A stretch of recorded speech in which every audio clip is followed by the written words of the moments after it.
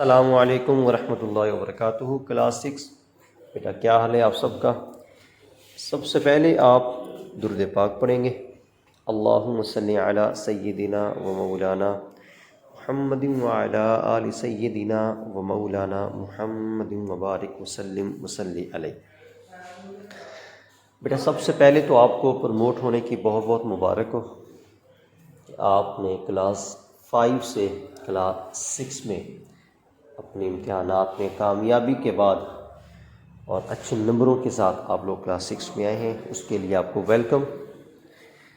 اور ابھی تو آپ لوگوں سے تعارف غائبانہ ہی ہوگا، انشاءاللہ جیسے ہی حالات بہتر ہوتے ہیں اور کلاسز کا ریگولر سلسلہ دوبارہ شروع ہوتا ہے تو انشاءاللہ کلاس میں آپ کو ایک مرتبہ پھر ویلکم کریں گے ہم لوگ۔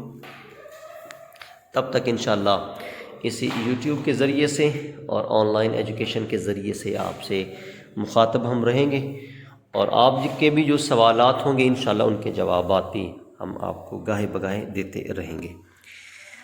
آج کا جو ہمارا ٹاپک ہے وہ ہمارا پہلا ٹاپک اللہ تعالیٰ پر ایمان، یہ ہے انشاءاللہ۔ اس کا آج ہم پہلا پیج اچھے انداز میں اس کو ریڈ کریں گے، اس کو سمجھایا جائے گا آپ کو، تاکہ اس کے الفاظ، معانی اور اس کا مفہوم، یہ ساری چیزیں آپ کو مکمل طور پر واضح ہو جائیں۔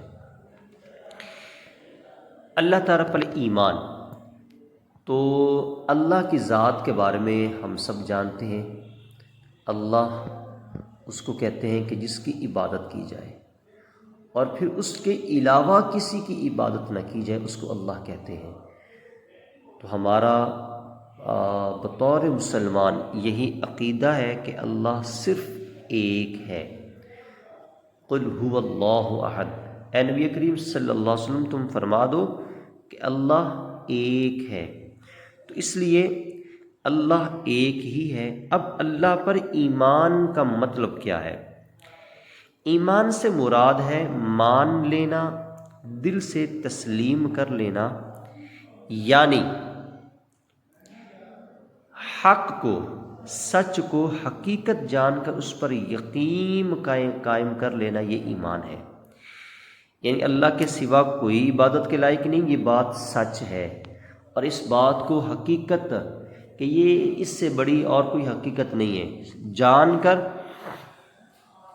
اس پر اپنا پختہ بلیو کرنا، اپنا پختہ اپنا یقین قائم کرنا، یہ ایمان کہلاتا ہے۔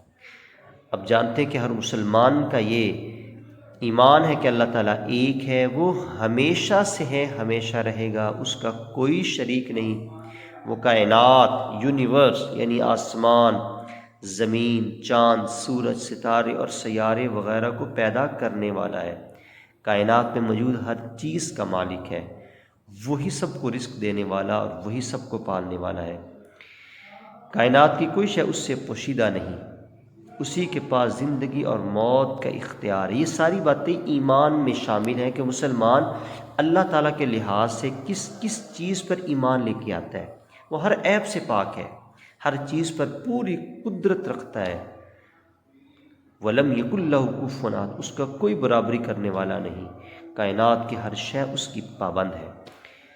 اب ایمان میں یہ بھی شامل ہے کہ ہم عبادت میں صرف رب کو لے کے آئیں، اور اس کی نبیوں کو سچا رسول تسلیم کیا جائے، اور نبی کریم صلی اللہ علیہ وسلم کو آخری رسول اور آخری نبی تسلیم کیا جائے، اور قرآن کو آخری اللہ کی کتاب تسلیم کیا جائے۔